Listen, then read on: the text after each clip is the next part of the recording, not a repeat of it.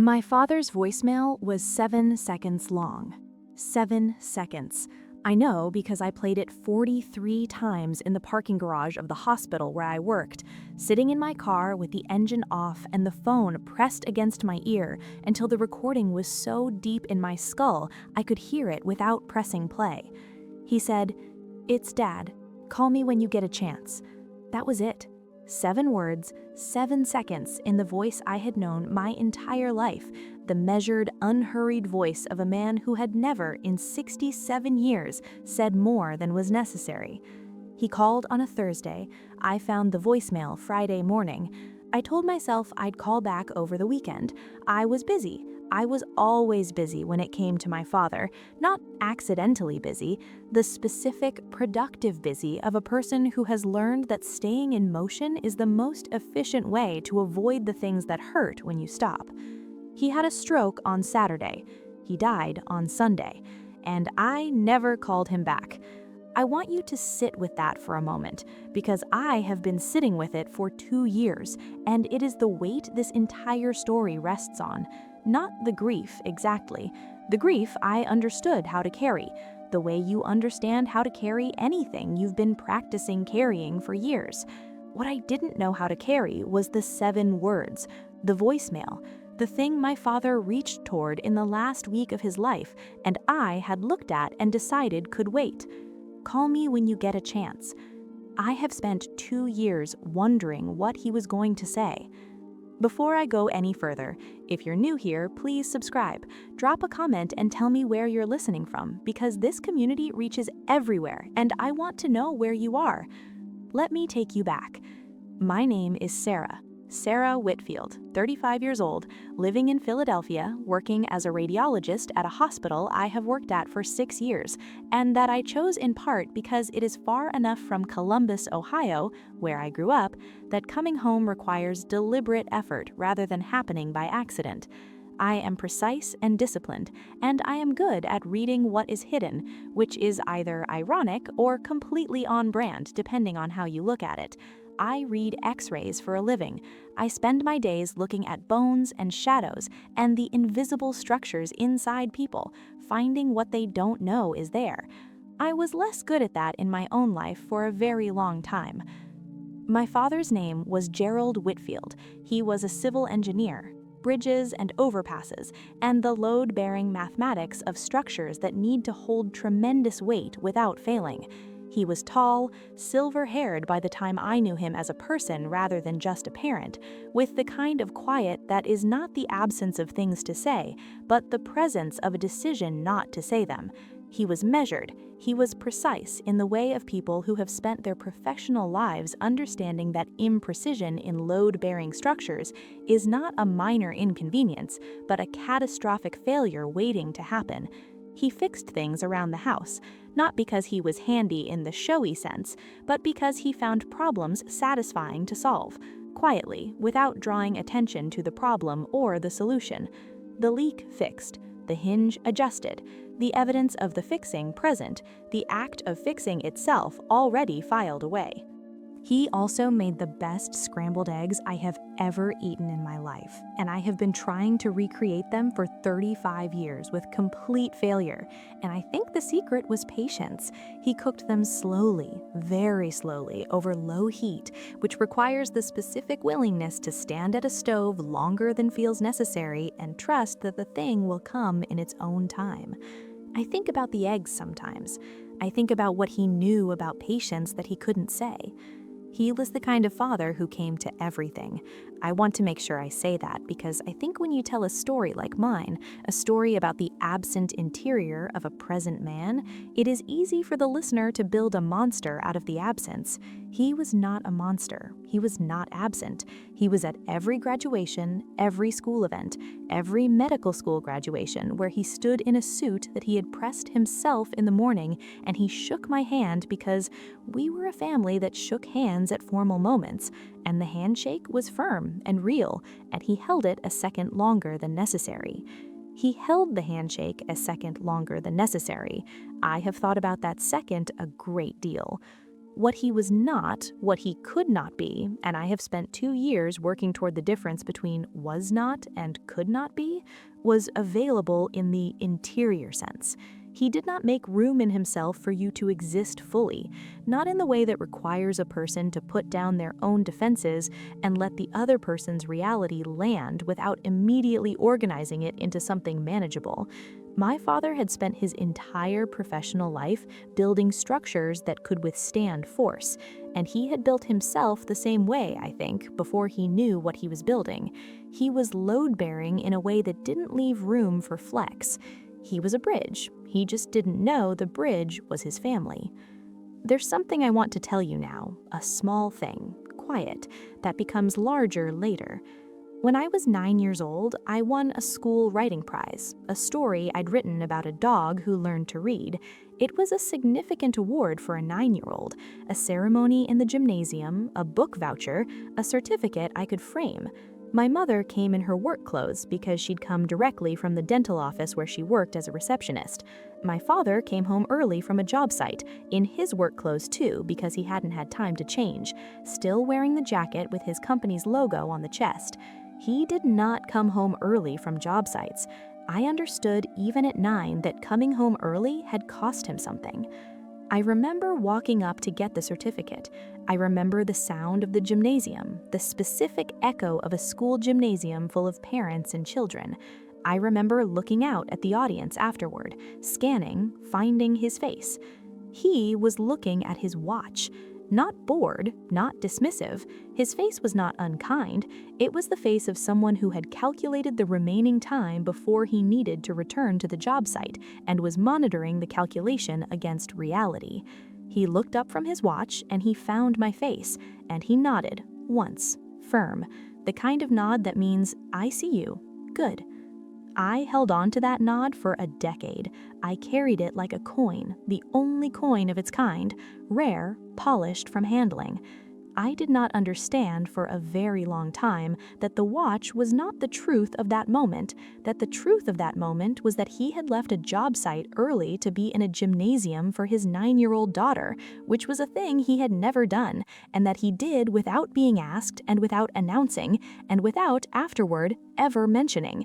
He was there. He came. He watched. He nodded. I saw the watch. I missed the coming.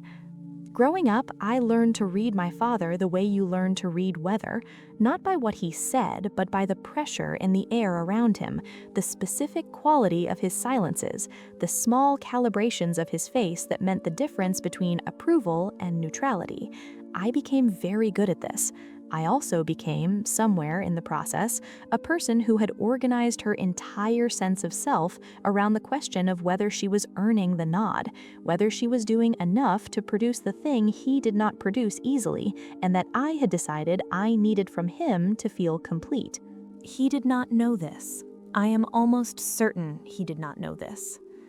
My mother knew. My mother is a woman of remarkable perception who has spent 40 years being married to a man she loves deeply and who has the emotional range of a beautifully engineered bridge, functional and strong and not designed for the kind of weight a person actually needs to put somewhere. She never said this about my father, not in those words.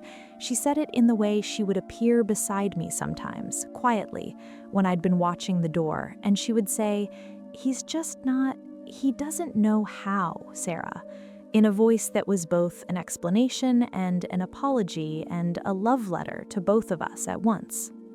She was right. He didn't know how. I have believed that for years, and I believe it now.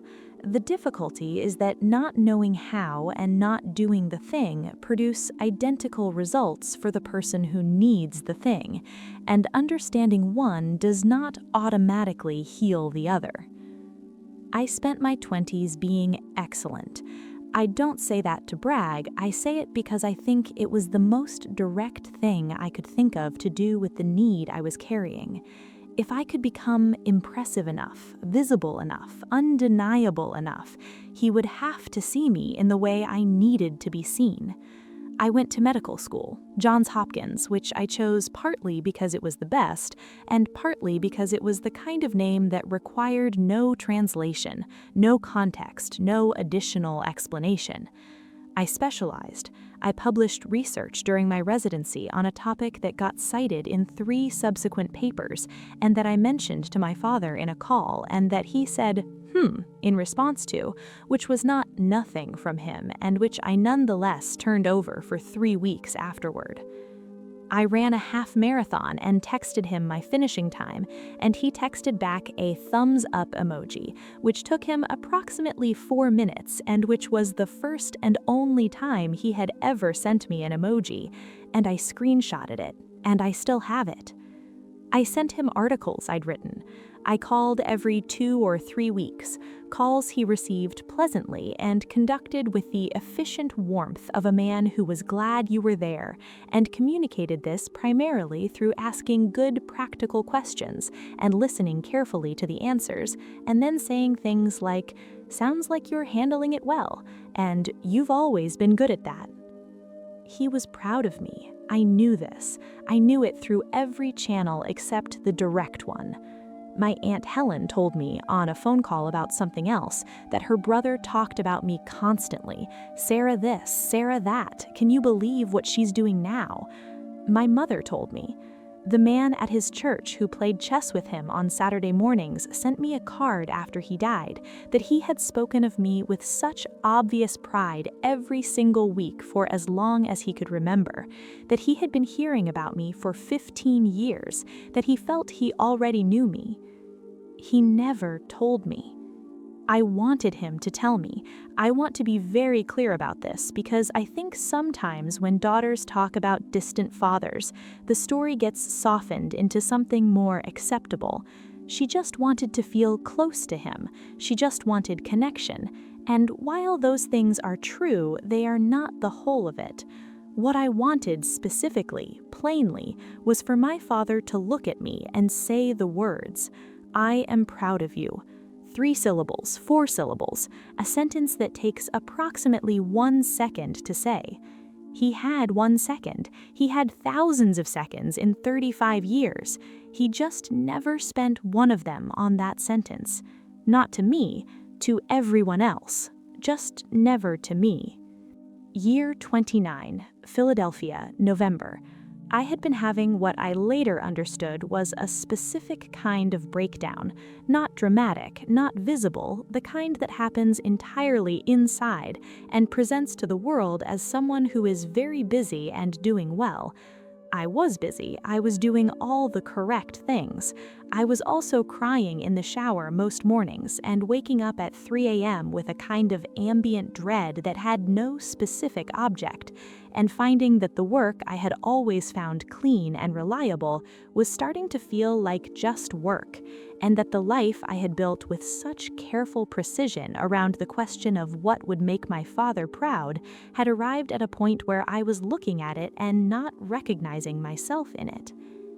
This is the part nobody tells you about organizing your life around someone else's approval, that when you get very good at it, you can end up extremely accomplished and completely lost at the same time. I called my father that November on a Sunday afternoon. I'm not sure what I wanted. Some version of the thing I always wanted, dressed up in whatever form might be available. I called, and he answered on the second ring like he always did. My father believed in answering the phone when it rang, one of his precise courtesies. And we talked. The weather, a conference I'd attended, the bathroom leak he fixed. And then somewhere in the middle of it, I said something I had not planned to say, in a voice that was less controlled than I meant it to be. "I've been having kind of a hard time lately." Silence. Not a hostile silence, a processing silence. He was building the response. "Work?" he said. "Not exactly." Another pause. I could hear him thinking, sorting, looking for the category. "Are you sick?" "No, it's hard to explain." He said, after a moment, "You should take a vacation. You work too hard." And then he told me about a documentary he'd seen about Yellowstone, about the wolves they'd reintroduced, how the whole ecosystem had changed from one deliberate choice, trophic cascades, the rivers themselves changing course. He spoke about it with genuine enthusiasm, the kind he reserved for systems and structures and things that demonstrated elegant cause and effect. I listened. I asked a question. The conversation found its footing on safer ground and continued for 6 more minutes and ended with the usual closing exchanges, and I put down the phone and I sat in my apartment and I made a decision. I stopped reaching. The decision felt like relief at the time. It felt like finally putting down something heavy.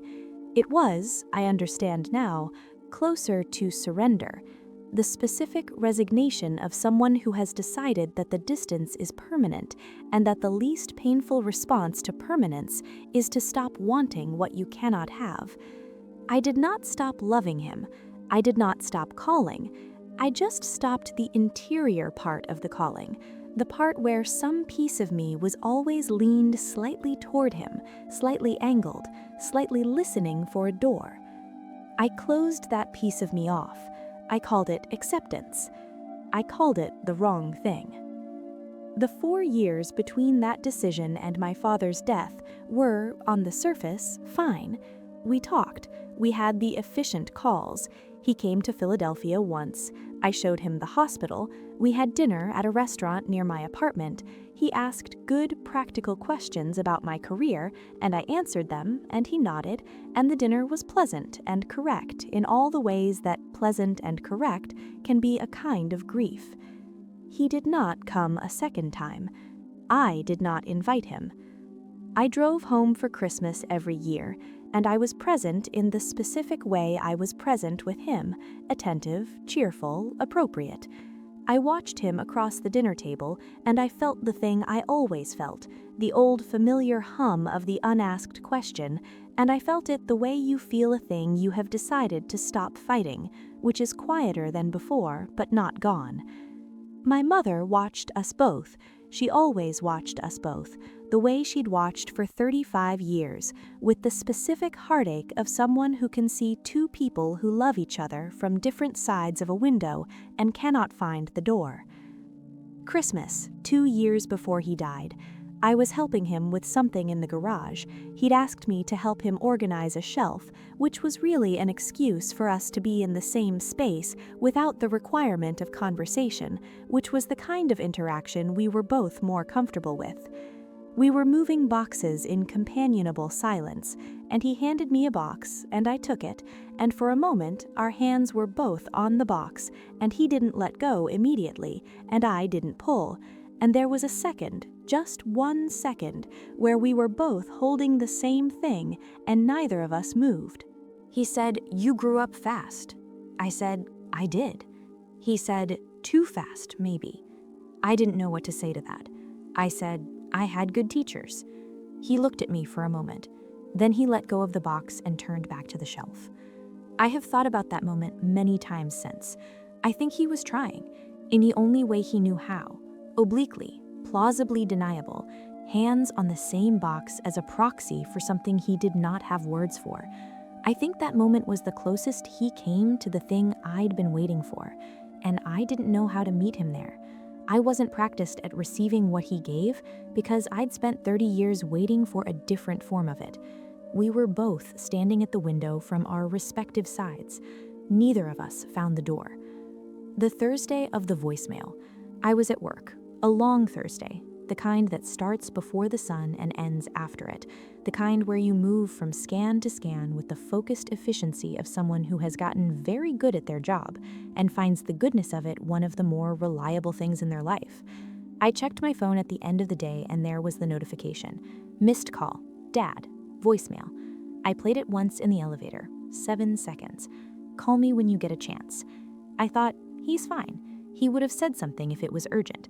He would have been direct. My father was direct. It was perhaps the most reliable thing about him. He did not obscure practical information. So if there was a problem, he would have said there was a problem. The call was not urgent. I put my phone in my pocket. I drove home. I made dinner. I watched something. I told myself I'd call over the weekend when I had more time to talk, more space, when I wasn't running on the specific empty of a long Thursday. Friday passed. I was busy. I would call Saturday. Saturday morning, I woke up to my mother's number on my phone calling at 6:47, and I knew before I answered. I don't know how, I just knew, the way the body knows things before the brain has processed them. I answered, and she said his name, and then she said stroke, and then she said hospital, and I was already standing, already moving, already in the specific focused motion of a person who handles emergencies well, because emergencies are clean in a way that ordinary life isn't. I drove to Columbus in 2 hours and 40 minutes.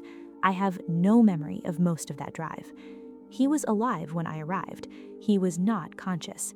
He was in the ICU with the tubes and the machines that I knew from the other side of the glass. I had seen these setups 100 times in my professional life, but understanding the mechanics of a thing and standing beside the person you are watching it happen to are not the same experience. And I want to be honest about that. I stood in that room, and I understood with complete clinical clarity exactly what the equipment meant and what the readings meant and what the next 24 hours would likely hold, and none of that understanding helped at all. My mother held his hand. I stood on the other side of the bed, and I looked at my father's face, the face I had read for 35 years, the face I had watched for nods and calibrated for approval, the face that had looked at his watch at the school gymnasium when I was 9, and it was still and unreachable in a new way. Not the old unreachable, the one I'd spent my life navigating, the one that had at least the theoretical possibility of opening, a different kind, complete. I understood the equipment. That was the particular cruelty available to me that wasn't available to everyone. I could read the monitors the way I read scans. I could understand what each number meant and what direction it was moving and what that direction implied. I stood on the opposite side of the bed from my mother, and I was both a daughter and a radiologist, and I knew more than I wanted to know, and none of it helped. I said, because the nurses had told us hearing is the last thing to go, and I needed to use whatever time remained to say something, anything, in case it reached him. "I'm here, Dad. I got your message. I'm here." I said it twice, once normally, once quietly, once just in my head because I ran out of voice for a moment. My mother looked at me across the bed. She had been crying.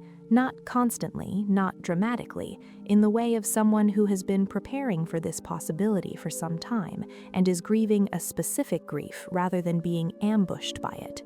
She had his hand in both of hers. She looked at me with an expression I couldn't fully decode, except that it contained, somewhere in it, the specific love of a mother who sees her child carrying something and cannot take it from them. I reached across the bed and I held her hand too. We were both holding some part of him, the three of us connected through him, and I thought, this is the closest we've ever been, the three of us. And then I thought, that can't be true.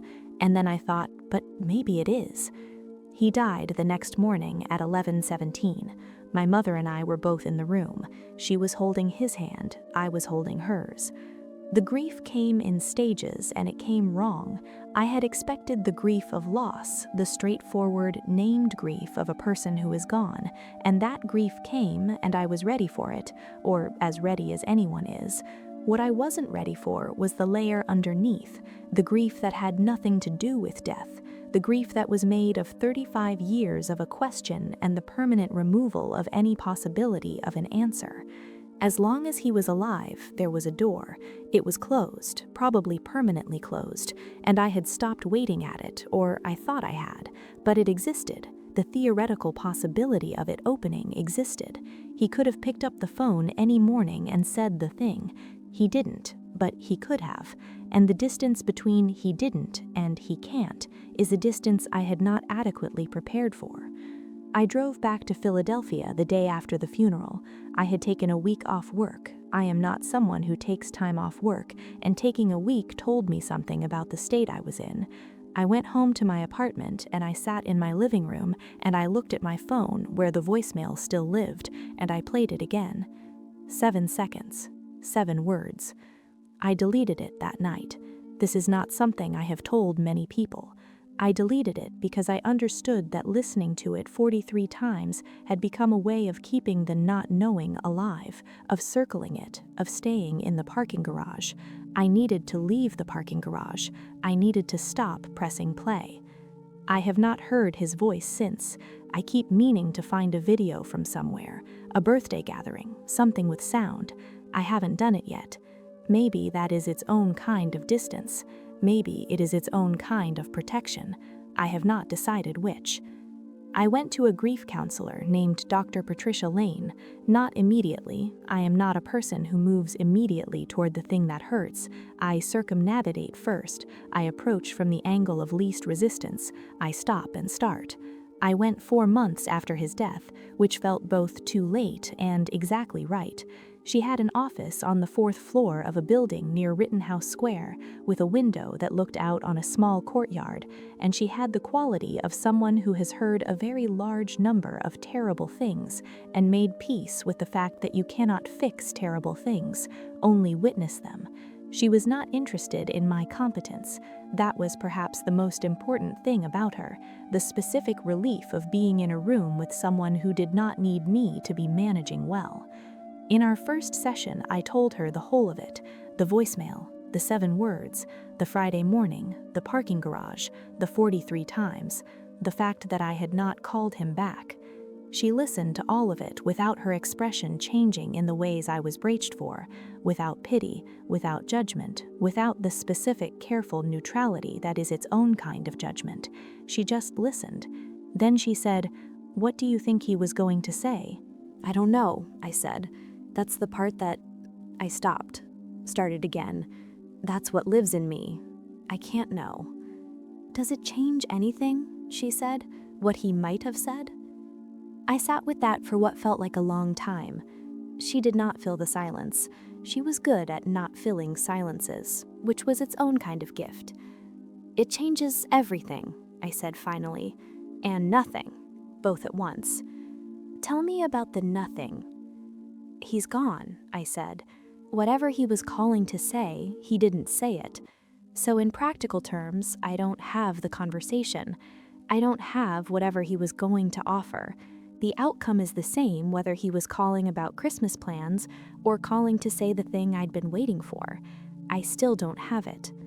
"And the everything?" I looked out her window at the courtyard, a pigeon on a ledge, the bare branches of something that would be green in spring.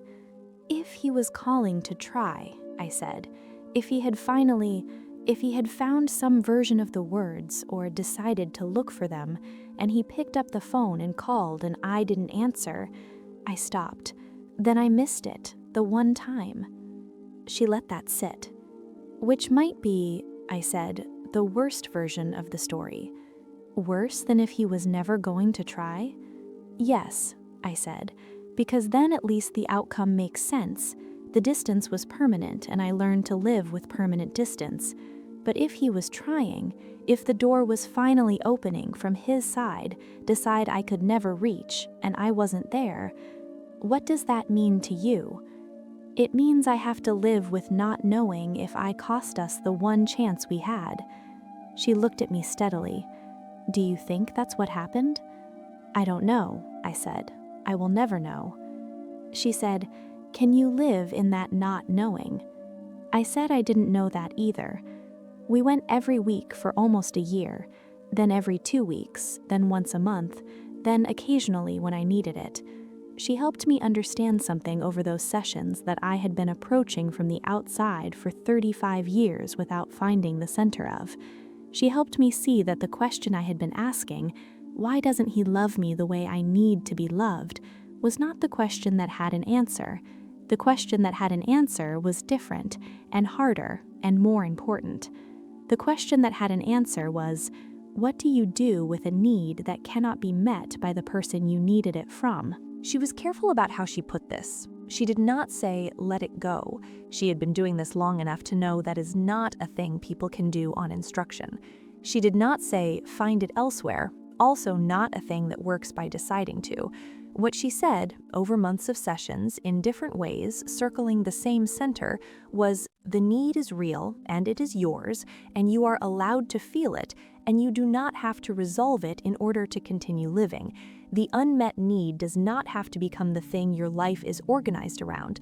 It can just be a thing that is true, that you carry, that does not determine the shape of everything else. This is harder than it sounds. It is also, I have found, the only thing that works. I started writing letters to him. I mentioned this to Dr. Lane, and she said nothing, which was her way of saying, yes, keep going. I wrote to him about my work, the way I used to in the calls, but longer, more honestly, the parts I edited out when I knew he'd respond with a thumbs up emoji. I wrote about my mother, about how she was doing, about the things she said about him now that he was gone, the frank and loving things she'd been holding back for 35 years out of some instinct toward protection. I wrote about the marathon. I wrote about Mile 23, the art museum, what I was thinking. I wrote once about the gymnasium, about being 9 and winning the writing prize and looking out at the audience and finding his face and seeing him look at his watch. I wrote, I needed you to be looking at me, and you were calculating the remaining time, and I think now that you were calculating the remaining time because you had somewhere you had to be, and you were trying to be in 2 places, and you showed up in the one I needed you in, even though it cost you something, and I missed that because I was watching the watch instead of the fact that you came at all. I don't know if that's the true version, but it is the version I can live with, and I have chosen to believe it because I have enough evidence to believe it, and because choosing to believe it does not require pretending he was perfect. It just requires accepting that he was human, and that human is a limited instrument, and that sometimes the most love a limited instrument can produce does not look like what you needed it to look like. My mother told me about 8 months after he died that in the last months of his life, he had been different. She said it carefully, in the way she says things she knows have weight, sitting at her kitchen table, hands around her mug, looking at something past me. She said he'd been talking more, nothing dramatic, just more. And one evening, she said, he had turned to her during the news and said that he thought he should try harder with me. Not with her, with me. He used those words, try harder. She said she'd told him he should call. He'd nodded. He'd called 4 days later. I don't know what I do with that. I have been sitting with it for over a year, and I still don't know exactly.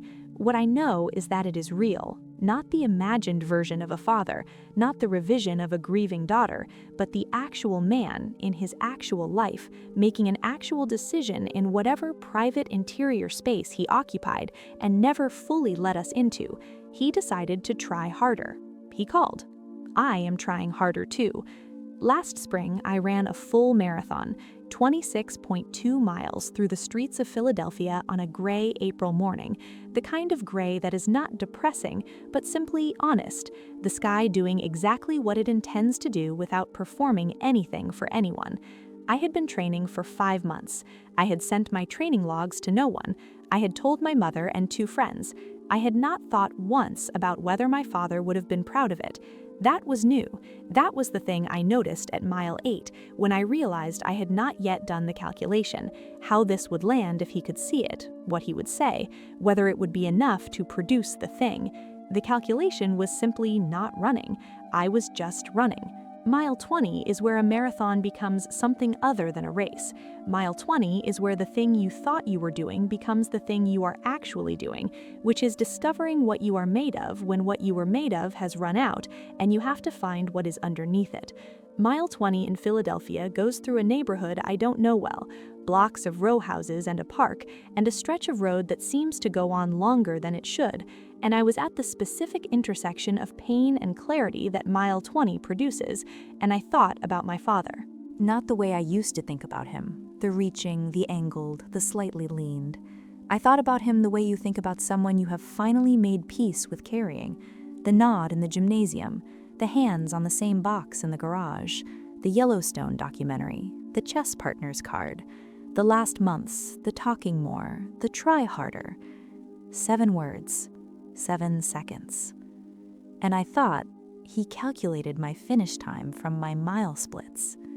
Not a memory, I don't have a memory of him doing this, a knowing, a 35-year accumulation of watching a man think in numbers and systems and understanding that the specific way he loved was to calculate, to predict, to figure out what you were going to need before you needed it. He calculated my finish time. He knew I was going to make it before I did. He always knew. He just didn't tell me. And I am working on deciding, consciously, daily, imperfectly, that knowing without telling and not knowing are not the same thing. That the man who calculated my time and said nothing and was nonetheless right somehow in his private, precise way was doing something that counted, was loving me in the only language he had. Mile 23, the Art Museum, long straight stretch, the museum on the left, the Schuylkill River on the right, and my legs at a point of pure honesty. I thought about permission, Dr. Lane's question from a session 8 months in. Whose permission were you going to get for that? Nobody's. There was no version of the story where his voice came through some phone line of the impossible and said, "You are enough, Sarah, exactly as you are, without any of this." That conversation does not exist. It never existed. The permission I was waiting for was a permission he couldn't have given me even if he'd had every word, because the thing I needed permission for was something only I could grant. I crossed the finish line. I stood on the other side of it with my hands on my knees and the gray April air in my lungs and the specific, stunned quiet of someone who has done something harder than they knew they could do, and I thought about 7 seconds, and I thought about the last week of his life, and I thought about the nod, and I let it be enough. Not because it was a perfect story, not because every gap was filled or every question answered, because he was a human being with a limited toolbox, and he used every tool he had in the direction of loving me, and the tools were not always the right shape for what I needed, and the love was real anyway. Both things. Always both things. I am 35 years old. I have a job I am good at that requires me to see what is hidden in people, to find the structures beneath the surface, to read what the body does not say in words. I am good at this. I learned it from someone. I have my mother. I have friends who know the real version of the story now, not the managed version, and who have not left. I had the letters I write to my father, which are not delusional and not healthy exactly, but are mine, and which have helped me understand something about grief that I did not expect to understand. That grief is not only loss, it is also accumulated knowledge. It is everything you learned from watching someone closely for a very long time, everything you absorbed while you were waiting for something else. It is 35 years of a man held in the body of his daughter, portable and permanent. He is still in me. I still don't know what he was going to say. I have decided, finally, imperfectly, still in progress, that it is enough that he called. It is enough that at the end of his life, in the last week, my father picked up his phone and dialed my number from memory and waited to hear my voice. He tried. I am trying too. That is the whole of it, I think. That is the thing it took me 2 years and a grief counselor and 43 replays and a marathon and a lot of letters to a dead man to understand. He tried. I am trying. And some days, that has to be enough to build from. Some days, it is.